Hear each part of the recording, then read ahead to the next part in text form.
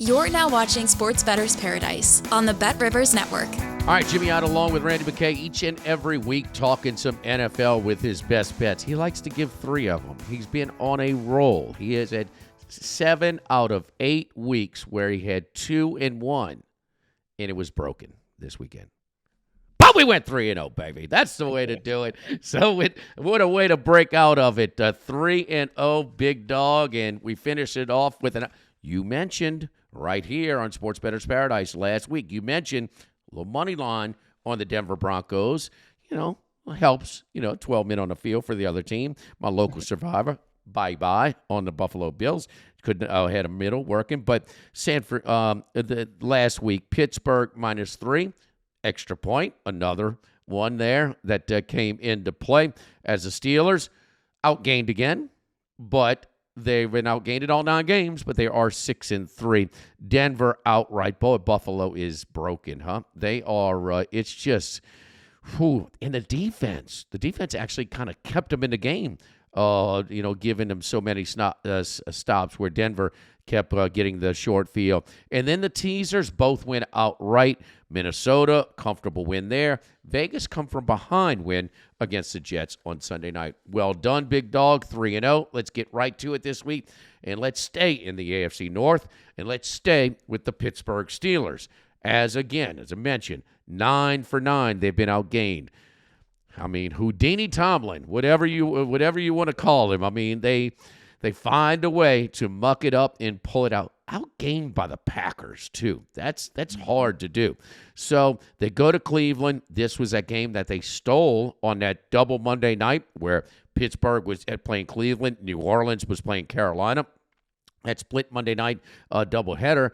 And with the score, a defensive score to open the scoring and a defensive score to close the scoring to win it for Pittsburgh. T.J. Watt with that scoop and score late as Cleveland. That was the game also that Nick Chubb was lost for the season for the Cleveland Browns. Browns are 4-point favorites. They got to be fat and happy after that comeback win, kind of getting over the hump in a big division rival. Rarely do they go to Baltimore and win. You're looking at the Steelers here to try and keep it close, I would think. Huh, Randy? You like them +4, which is available at BetRivers right now. Yeah, I'm going to stay with the Steelers. They'll probably get outgained again. They just find a way. They have the intangibles, the special teams, if they need it, might prevail them in this one as well. We've seen Cleveland special teams not be very good, and that helped them in the first matchup. And Cleveland's offensive line is banged up now. They're having to go with these extra offensive linemen. This isn't the dominating offensive line they had at the beginning of the year. Some of them guys are on IR now. Willis and Conklin, and also this other new tackle that they had. He's questionable for this game as well. So I see a big matchup here against Pittsburgh's strongest unit is that defensive line with Watt and Hayward and company. Going to give Cleveland all the fits in the world here. Somehow, luckily for me, Cleveland rode the ship last week, got the outright win somehow and the cover for me in the contest and everything else. I see this game being, low-scoring grinder, maybe even 2. But what's going on with Watson and the quarterbacks as well, I just see too many question marks here for this Browns offense to cover any kind of big number here. I see Pittsburgh hanging around. What does Pittsburgh do when they hang around? They find a way to win the game. It's not always pretty. They get outgained. This offense for Pittsburgh, better with Warren in there. He's kind of a spark plug. And then if they need the short yardage, they put in Harris. And they do pretty good. Their running game is a lot better this year than it has been in years past. So that's another factor. I think maybe they can move on this dominant Cleveland team, and win the turnover battle. Of course, you can't predict that. But I just got to ride with this Pittsburgh team and the hot covering. So +4 here for me. What did you think about Watson's performance? Now, part of their comeback with scoring 3 times, 2 touchdowns and a field goal to come from 14 down in the fourth quarter to win it. He did have he turned the corner on this low ride back. He's nowhere near the Houston form, but he did perform better down the stretch. They did have a pick six that was part of that comeback. But does he scare you a little bit moving forward now after that comeback? Yeah, maybe a little bit, but we saw him get banged up. He's in a walking boot after this game, so Okay. he's maybe one or two hits away from PJ Walker in there. That's another factor in my taking this +4. We'll see, and we'll have to wait and see with him. Plus, he was having arm issues before that, but his arm looked like it was fine in this game on the comeback. So we'll have to wait and see. I like betting against potential banged up quarterbacks, and I just think he's a potential banged up quarterback in this matchup. And listen, I'll preface this by saying too, don't just take what you see, because the end of the games.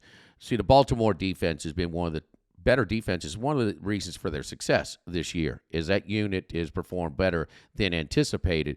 But it's late in the game, defenses get fatigued, and sometimes what you see at the end of the game, that's not. You can't expect that for 60 minutes, moving forward. But I saw something out of Watson that we just hadn't seen a little bit in that comeback against the Baltimore Ravens. So interesting there. And he was not moving slow. Yeah, it was in a boot. Even though he scrambled for a few yards, it wasn't like he looked very athletic. He looked a little less than 100%. I would say that against Baltimore. So Pittsburgh with Houdini Tomlin running with the boys in that divisional game at Cleveland +4. Get extra value this football season with BetRivers Squares. Went up to $10,000 in bonus money. Bet $10 in same-game parlays on any game with the Squares icon to earn a square. That's brought to you by our friends over at BetRivers. All right, Pittsburgh +4 is the first one. Let's move on. And another one that we're taking a team that we're involved with last week, and that is the Buffalo Bills. Turnovers galore for Josh Allen. Now, we know about their defensive injuries, that they've compromised on the defensive side, but Buffalo gave this one away. And you look back at Allen's career, man, he has had more turnovers than games played. And so it's just he's kind of regressing a little bit, where he was breaking through and maybe considered 2 years ago, maybe the top quarterback in the NFL. Very close to it. Not the case. So Jets seem to have their number. Do they match up well with Buffalo? Boy, it seems that way, huh? But the Jets lost the game, turning it over again down the stretch as Zach Wilson turns it over inside the Raiders 30 with the game on the line there. Buffalo at home, again, 7-point favorites against the Jets in this AFC East matchup. Yeah, still getting +7 against this Buffalo team. I still gotta, lean to this Jets team. This Bills team is still lingering. We see teams like this about every year that lingers with the analytics crowd. They still got those numbers. They still think. We even seen them come in with money. It went back to 7.5. Went to 8 at some places. Yeah. Yeah, with the Micah Hyde injury in there as well. They lost another guy that's a great player on the defense that didn't play last night. And the analytics guys, well, they just look at their numbers. They don't worry about any of this other stuff. Well, thank you, because I'm going to take advantage of you, And now I'm just have more money in this game. And we seen Josh Allen.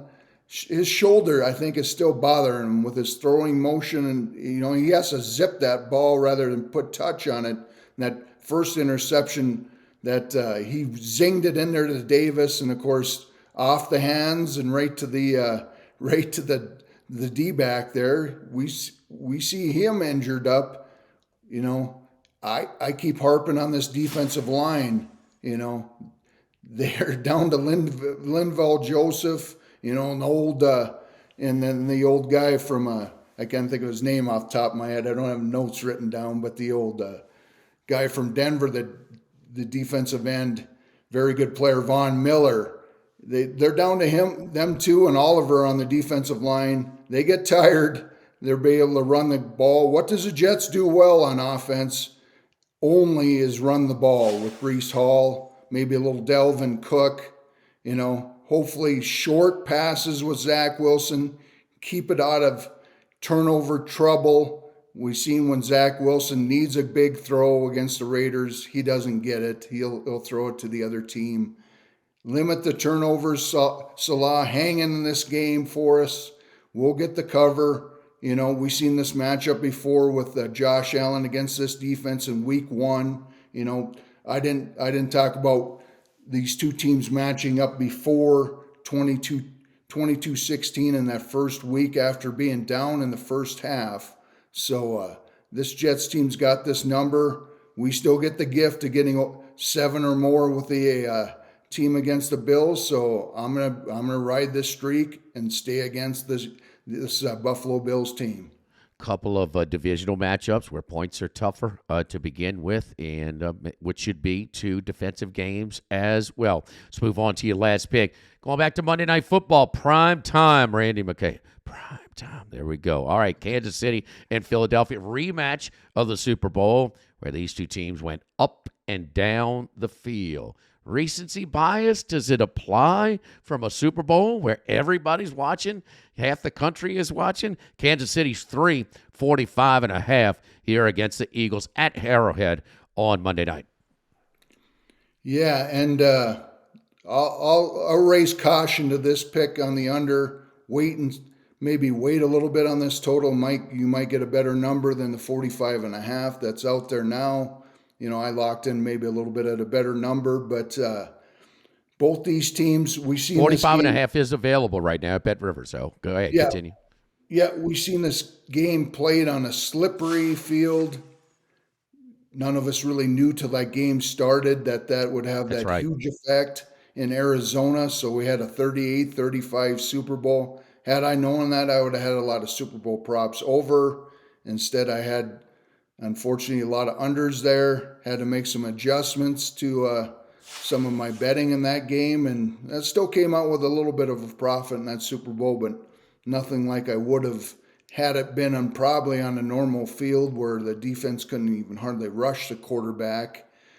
This game is played in Kansas City. I don't know the weather report yet, but it might be a bad weather report. We don't know that far ahead. Kansas City this time of year, you can get any kind of weather. And these two teams are different from the Super Bowl, in my opinion. Kansas City relies on its good defense. We've seen a really good, impressive defense. They had to, get Jones signed after that first week, get him in there. Their offense is more ball controlled, running the ball more with their good running backs. That kid Pacheco is a very hard runner. Could see some success there against the Phillies defense. In the short passing game, Mahomes has to rely on short passes now. Can't go really downfield with his ragtag wide receivers who have trouble catching the ball as well. And then this Philly team, we see a lot of long, grinded out 7-8 minute type drives. Might even lead to field goals, which even better for the under. Hurts and company. They like to do the Philly push too when they get 4th and 1. How many of them will we see this game? Maybe we'll see 2 or 3 of those Philly pushes. Maybe that'll be a good prop to put out there. How many first downs converted by the Philly push there, if any of the bookmakers are listening. So I see this more of a grind style game in the 20s. Get us below that number. Primetime unders have been strong, so look under here. 45.5. Here's your early forecast for Kansas City at Arrowhead Stadium. 60% chance of precipitation, low 40 temperatures for the game. So there you go. Maybe. Could be a little slick again, though, but a little sloppy and not in the desert in Arizona. What's going to win out, though? The recency bias from the ultra-high scoring Super Bowl, or the trend is your friend with 15 of 16 primetime unders? I mean, it is... I can never remember where so many people were betting unders in the NFL.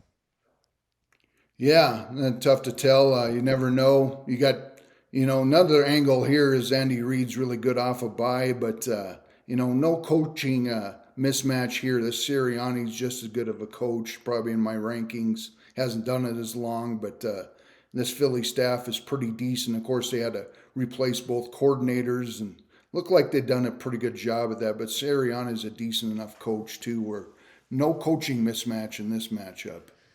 There you go. Let's keep it hot. You nail the last 9 weeks, 18-9. That's 67%. Haircut week. Haircut for the bookmakers. Haircut for the sharp-looking Randy McKay. There he is, baby. 2-1, looking for another winning week again for Randy McKay. Each and every week with his top best bets, he has been on fire right here in the Sports Bettor's Paradise on the BetRivers Network.